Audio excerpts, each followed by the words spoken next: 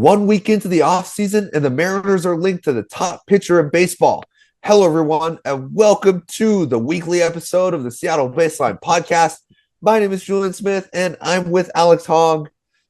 Alex, it's been a week into the offseason. Seahawks are playing well. They just traded for Rashid Shaheed, crazy wide receiver. I'm super happy for the Seahawks. They look really good this year. And the Penn State, after losing five in a row and after firing their head coach, is now they had a really good game against Indiana. Too bad we lost, but that catch in the end was really that was one of the best catches I've ever seen from college football. So that was crazy. UW lost. I saw that. Yeah, Yeah, that's a little tragic. yeah. So football wise, Seahawks are doing great. That's all we can really be happy about for football purposes. But for Mariners purposes, there's a lot to be happy about because we are being linked to the top pitcher in baseball. We'll talk about that later on in this episode. But positional need wise, we're linked to Brendan Donovan. Alex, like who is Brendan Donovan? Can you give us like a glimpse into what type of player we're talking about here? Yeah, think like Dylan Moore, but a lot better, right? I mean, he's a pretty good utility player. He's not as like utility as like Dylan was, because Dylan literally could play any position besides catcher. And but Donovan, he's a pretty good defender, I'd say, around the infield. He could play third, he could play second. So for the Mariners' perspective, he could play any of those positions that we could have a need for this offseason. And he's a way better hitter. He's actually a pretty good hitter. He's good at getting contact. He's also good at getting doubles as well. So his slugging is actually pretty decent, even though he doesn't hit too many home runs. He still has a pretty good OPS. He's like an above average player, I'd say, who has defensive flexibility. He's won a Gold Glove before, so we're getting a pretty solid infielder for from Brendan Donovan. So that's kind of who he is as a player. Right now he's on the Cardinals, and the Cardinals, their future is a very big question mark right now. Who knows? They don't really have a lot going for them. So I did hear some like possible linkage with him as well. So Julian, are you interested in trading for Donovan or for Brendan Donovan? Absolutely. I am interested. Brendan Donovan, the player, yes, absolutely.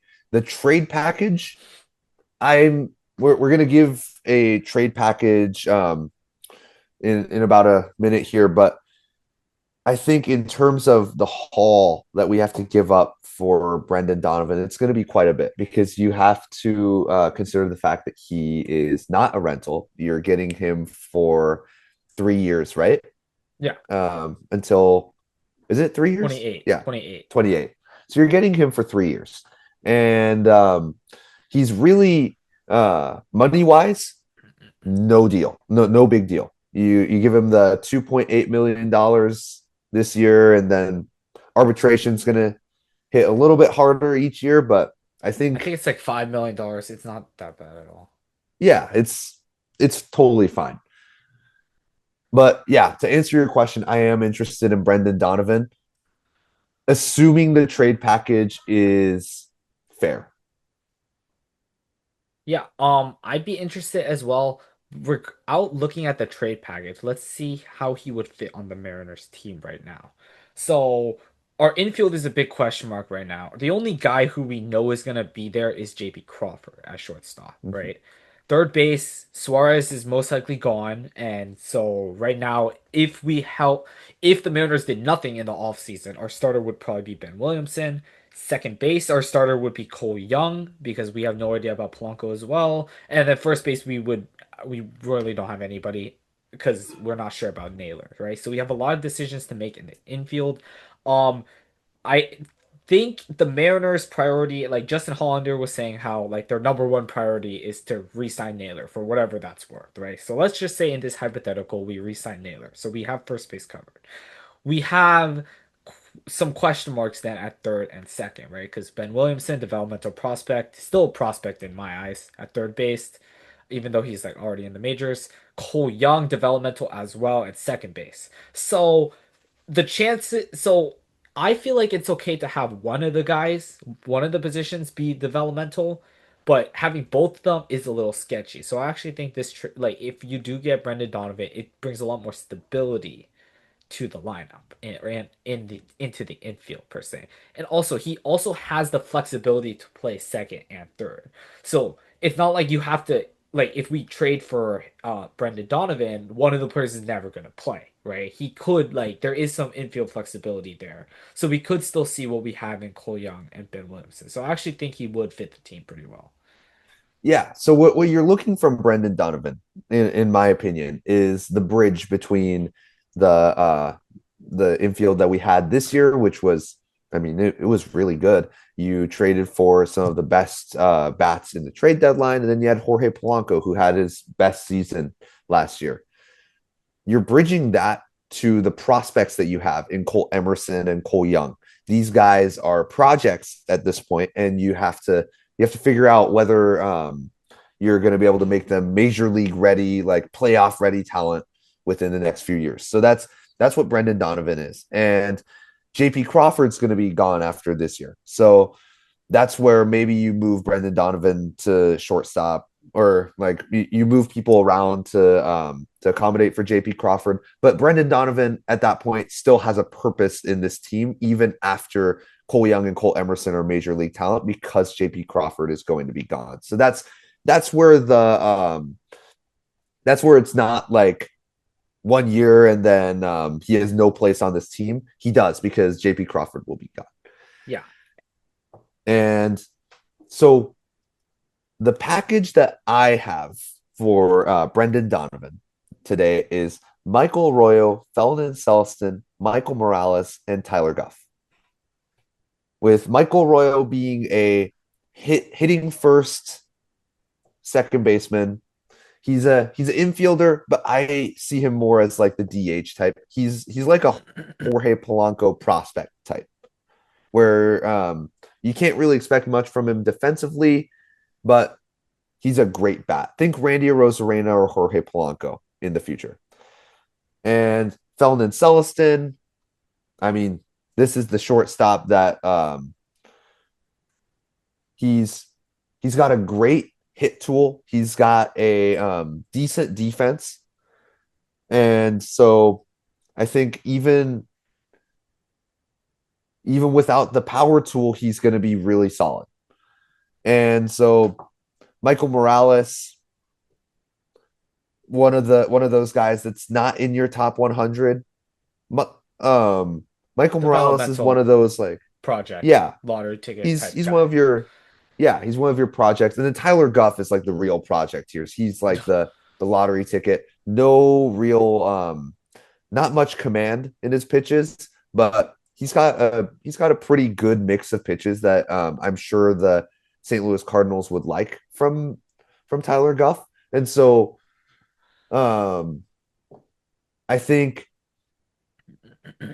Tyler Guff is one of those lottery tickets, in my opinion. And the Cardinals, with the way that they are right now, they want to invest in those lottery tickets. They want to see if they can get one of those like top level players in the near future to rebuild their team, because they've lost Paul Goldschmidt.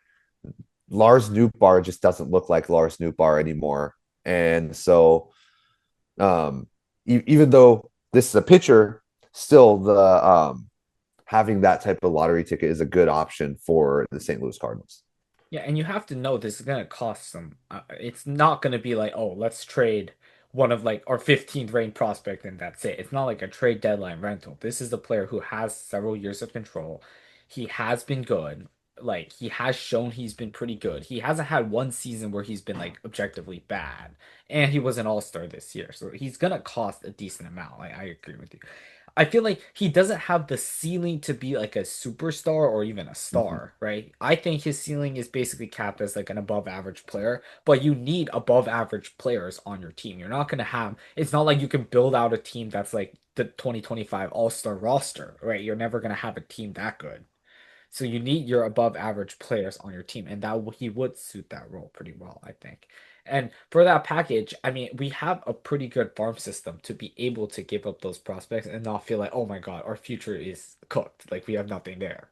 So I do like that trade. Now, maybe the Cardinals, because I feel like the Cardinals, they should try to get as many prospects as they can because they're clearly not going to win anytime soon, right? So you might as well just invest in the future. There is a chance they might want like maybe some better players instead of like quality over quantity per se, and then maybe we have to give up a little bit of a higher level prospect along with Arroyo, and Yeah. then yeah, that could be an alternative, but I think it's pretty good.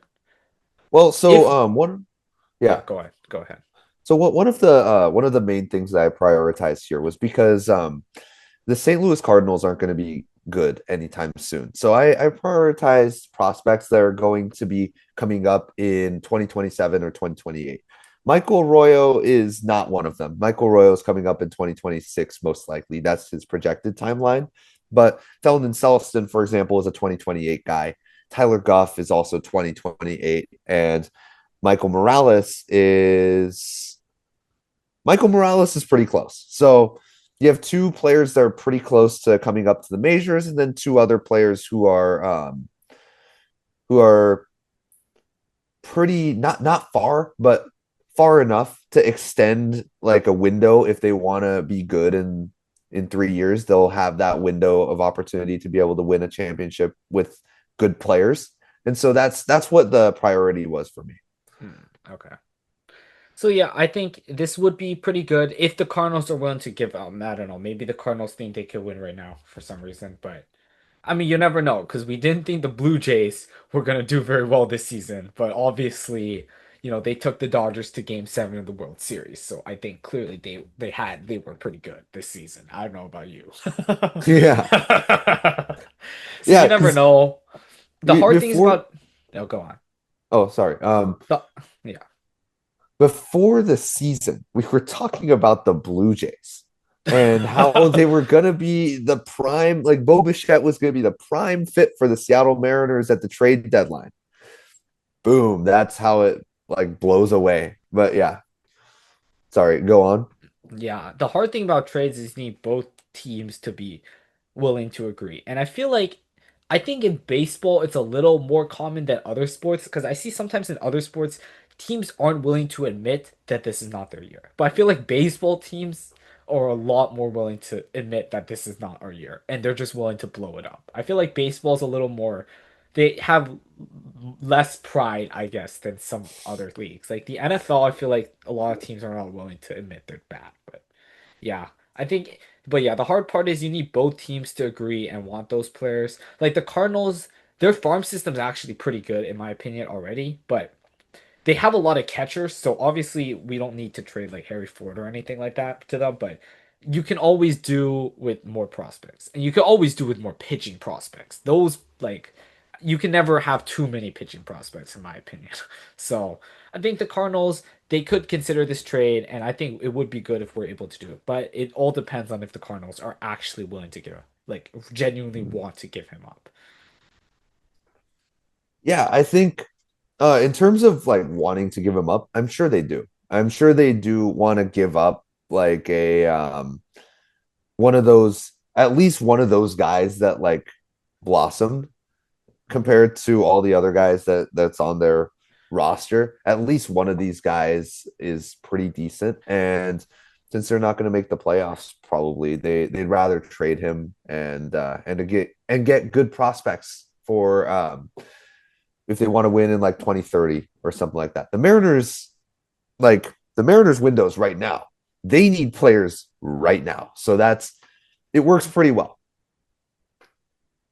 Yeah, so I think we should then move on to the next big name that's been floating around. Honestly, he's been floating around for a lot of different teams, but the Mariners are one of them, and that is the clear AL Cy Young winner this year, Tarik Skubal. So I don't Yeah. think we need to say much about him because we talked a lot about him in the Tigers postseason series. But just in case there's someone new, what do you have to say about Tarik Skubal? Crazy changeup, best lefty in the league. Might be the best pitcher in the league. I mean, Skeens or Skubal, but lots of different ideas Opinions on there. that, but yeah. But Skubal went 9 innings in one of these games. Didn't he go 9 innings with no earned runs? Which game are Complete you game talking with about? no. I forgot which game it was, but I remember he had like his last pitch was 102, and he Oh, that's yeah I think he went 8 innings or so. Are you talking about no the he playoff series? no he went 9 innings in like sometime in like June or July. Oh, It was a well, pretty I'm crazy not game. surprised by that. Yeah. So this is a player like we were talking about Brendan Donovan earlier. That's one of those players where like yeah, you're trading for a good player. You're gonna give up this much. Tarik Skubal is a different story. Tarik Skubal is like this is obviously the best overall pitcher in the league that you can trade for right now. And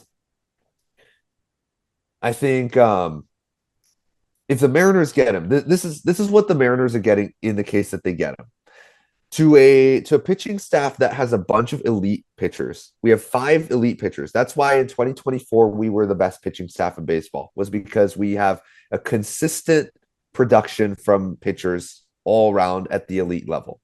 What you're getting from Tarik Skubal is a legit ace. This is the guy where like for the first time in a while, the Mariners are adding to the the elite consistency of pitchers to like one real top dog. And so that's what's going to make the Mariners pitching staff the best pitching staff in baseball once again. And like it's what the Mariners pitching staff was missing all this time. This like if you give me 3 runs, I'm almost guaranteed to give you the win type of pitcher.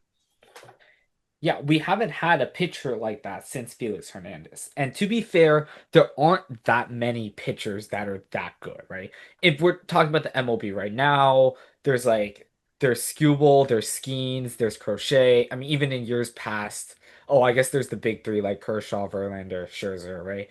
But those guys don't. They're not. They're very rare. They're hard to find. There's a reason why every team doesn't have a legitimate ace. And we saw how powerful it is to have a legitimate number one unbelievable ace, right? We saw what the Tigers did. The Tigers, I know they lost both of the Skubal games, but they had it in that series because Skubal, they had a guy they can really rely on. So he's a big difference maker. And obviously in regards to trading for Skubal, it's a little bit of a different situation here compared to Donovan because Skubal is going to be a free agent. He has 1 year left of control, which is not any control. It's just 1 year left on his contract. Skubal is 100% gonna demand a ton of money, and this is the point we have to talk about, Julian, about the Skubal trade. The Mariners, as a franchise, they're most likely not going to be re-sign him if they do Mm-hmm. trade for him because the Mariners just don't have the money or they're not willing to spend the money like some teams are. So there's a lot of factors to consider. This trade will most likely have to be a rental. Like if we were like a team like the Mets who just love to just throw money at every single player to exist, the Dodgers or whatever, they're going to be able to pay Skubal probably, and it would be a lot different scenario for them compared to the Mariners.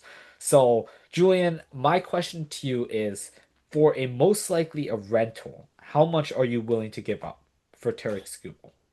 Because it looks like Yeah. the Tigers are willing to shop him because the rumors are spreading like crazy. Yeah, so you're looking at the Kyle Tucker situation, kind of with the Astros trading to the Cubs. You're Juan looking at Soto, yeah, there's Juan been several Soto. instances like this, but there is a big instance recently, and that was Corbin Burns to the Orioles. 1 year Yeah, left on his contract. Really, really elite pitcher. Now, obviously, Skubal is a lot better than Corbin Burns, but Corbin Burns is still a really, really good pitcher. So it's kind of a similar comparison. yeah. So the Alex, can you tell us the package for Corbin Burns? I'm gonna have to pull it up real quick. All right. So like Okay, this is okay, I yeah, have it up. It's infielder Joey Ortiz, who was around like a 60 level MLB pipeline prospect at the yeah. time. Left-handed pitcher DL Hall, which is another like top. he ended up being fourth or fifth in the Brewer system when he got Yeah. traded, and then they traded the a draft pick, the 34th pick. That was the package for 1 year of Corbin Burns. It essentially was guaranteed to be 1 year of Corbin Burns. Yeah. So Ortiz is at this point the equivalent of an Arroyo type. And then Hall is the basically the equivalent of a Sloan. And then the draft pick, Uh-huh. this one's a little bit hard to say, but I think in terms of how good that draft was, I'm gonna put Type Heat as like that's the level of prospect that they're gonna be able to get from that draft pick, or that they presumably got from that draft pick. So that's the trade package that basically they gave up. And with Skubal being as good of a player as he is, I think my trade package is Lazaro Montez, Ryan Sloan, and Taipei. So basically a little bit similar level to the Burns trade. It's just that Laz Montez is a significantly better player than who was the guy, the first guy? Sorry, Uh, well, okay. One yeah, thing I will say about that though is that the Mariners, right? This is like we said, it's clearly a rental, and I don't think the Orioles were gonna like when they were trading, they knew they were probably not gonna get Burns. Like it's the same thing with the Cubs, right? When yeah, the Cubs traded for Kyle Tucker, seems pretty clear it's a rental. I think the Joey or not the Soto one was a little different because the Yankees obviously weren't guaranteed to, but they could mm, have. They were in contention to get Soto, right? Like think about this, Joey. If we were like guaranteed to get Skubal, right? Like for years to come, I feel like I would do this trade in a heartbeat. But the Mariners are not the team to like pay him that much money. And his agent is also Scott Boras. So yeah, we know, getting him is going to be very difficult. But in terms of the prospects, I'd be willing to. It's not gonna cost like Kate Anderson, or if it does, no, like I don't think the Mariners should even think about doing that because that'll really hamper. And I know the Mariners like want to win now, or at least that should be their motto. But I feel like trading a guy like Kate Anderson is gonna take a big like toll on your team, despite it like Skubal being so good as he is. So I yeah, feel like the prospects you laid out is pretty good. yeah. Because like what they're getting is a great outfielder, a pretty good pitcher, and they're getting a lottery ticket in Taipei. Like Taipei, we were talking about lottery tickets with Tyler Guff, but like Taipei is the real lottery ticket. This guy has all the tools to succeed. He's got the speed, the power, the everything. It's just he needs to be if he can turn into like a good contact hitter, a good like overall player, he's Yeah. got the skill set to succeed. He's a really good athlete. I think a lot of teams are looking at Ty Pete as like this guy might be better than Colt Emerson at some point, or he could turn out like Jared Kelnick and like not see Well, Major League now, yeah. Baseball. Yeah, yeah, yeah. That was pretty sad, but yeah, that's what Ty Pete could potentially end up being is like one of those two opposite ends of the spectrum. This is your ultimate lottery ticket. So that's what I think it takes to trade for Tarik Skubal, in my opinion. If it's more, it's more, and teams like the Mets who could pay him that 400 million that he's asking for probably get the edge on this one. But if in terms of like we're just looking at the Mariners trading for 1 year of Tarik Skubal, this deal should get it done. One other thing I want to talk to you about, if this Skubal trade, is the money aspect. And I'm talking about the money aspect this year. Okay. If we want to achieve what we want to achieve in this off season, such as like Naylor and like a lot of like Randy, right? This is too much money. So we're probably gonna have to offload somebody, and that could be Luis Castillo. And Luis Castillo, it's not like because he is an expensive pitcher, but he is still pretty good, right? So I feel like Castillo's kind of like like it's hard to say. I feel like he's for some teams they're gonna view him as a neutral. Like he's nothing. Like he adds there's no Yeah, value. Because some players their contracts are so bad they're a negative value, right? Like for us to take him, you have to pay us basically. But I feel like Castillo can be more of like a neutral guy. Like, oh, some teams, they might actually want his services as a pitcher, and then some teams say, oh, I don't want his contract at all. But some teams might be willing to take it. So I feel like you might include Castillo in that deal, or if the Tigers really don't want him, you can throw him to some other team that does want him and offload his contract, or at least as much as you can. And therefore, you can still do other things we talked about in the previous episodes, like re-signing Naylor, getting a Rosarena, etc. yeah. So I think there's a legit possibility. There's a legitimate possibility that Castillo would be added to this trade as like not part of the package, but more like you're trying to offload him. We're taking Skubal from you, so you might as well have another pitcher in your rotation. Like that's kind of like the thought process here. And then we can offload the contract. It's going to look a lot better for the team trying to re-sign Naylor and then potentially a Brendan Donovan type. You'd have a little bit more leeway to try to get a bunch of these players that you wouldn't have been able to had you not traded Luis Castillo to dump his contract. So that's a possibility that might happen.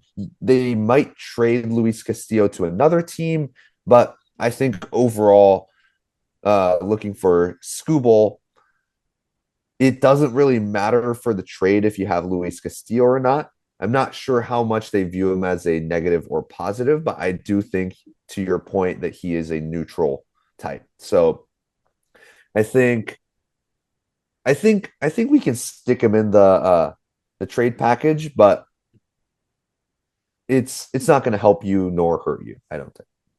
Yeah, my overall thoughts on both of these traits is I think for the right price, it can add a lot of value to this team, right? Like some people might think, oh, our pitching staff's already good enough. Well, we talked about how this is a completely different pitcher. It's not like we're trading for like another like pretty good pitcher, right? We that would be redundant. What isn't redundant is Tarik Skubal.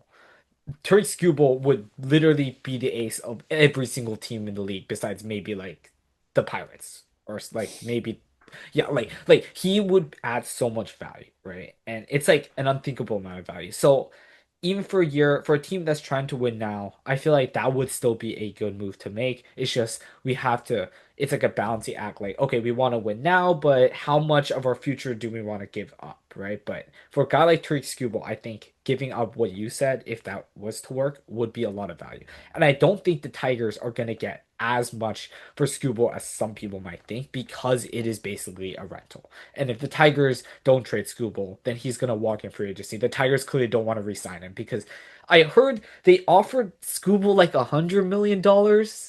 That was the amount of money they offered him. Like something 150.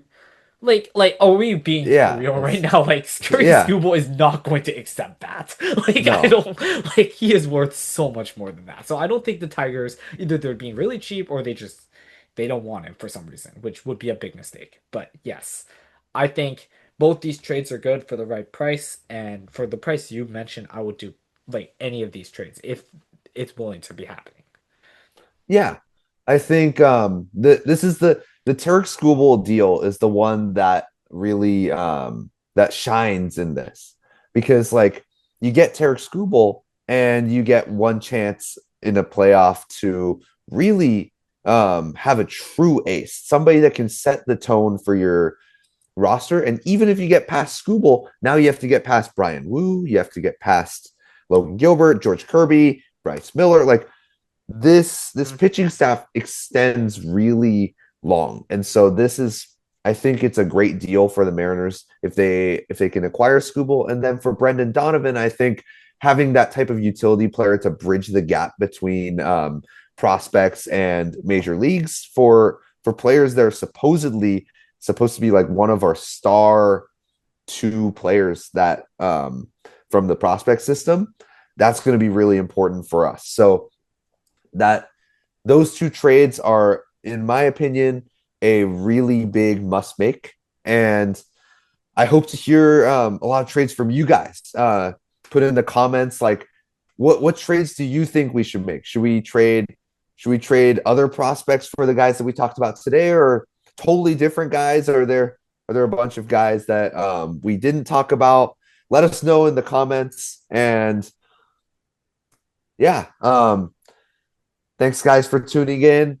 Check out our Spotify, Apple Podcasts, and YouTube. Beautiful Face on YouTube. And yeah, we'll talk about a lot more. This was our trades episode. We'll talk about more trades, and then we'll be talking about a bunch of Free agents. signings. Yeah. Yeah, contracts. We'll get to that. So stay tuned. And yeah, thanks everyone for tuning in. Check us out on Spotify, Apple Podcasts, and our beautiful face on YouTube. Check out our Instagram. And as always, go Mariners. Go Mariners.